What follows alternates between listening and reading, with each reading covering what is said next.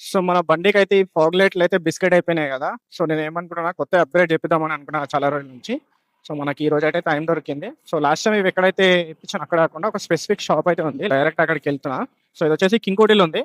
అక్కడికెళ్ళి మనకు నచ్చినయయితే చూద్దాం. ప్రైస్ పాయింట్ ఏ లెవెల్‌లో ఉన్నాయనేది చూడాలి.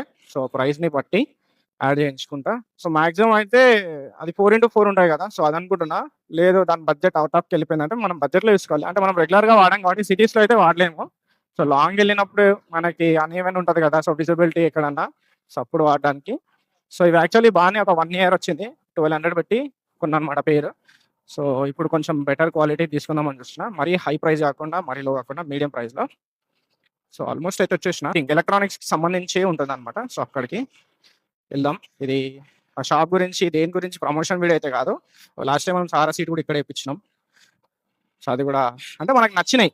సో, మనకి నచ్చితేనే మనం వెళ్లి చూసి సో, బై చేసామన్నమాట. ఫాగ్ లైట్స్ ఇంపార్టెంటా కాదా అని అంటే కొంచెం ఇంపార్టెంటే. ఎందుకంటే మనకి దీంతోని వచ్చే లైట్ అనేది అంత విజిబుల్‌గా ఉండది. సో, మనం సెపరేట్‌గా ఫాగ్ లైట్ వేయించుకుంటేనే బెస్ట్ అని నా ఆప్షన్. బట్ అది రెగ్యులర్‌గా యూజ్ చేయొద్దు. లాంగ్ ఎళ్ళినప్పుడు ఎక్కడైనా ట్రావెలింగ్‌లోనే యూజ్ చేస్తే బెటర్.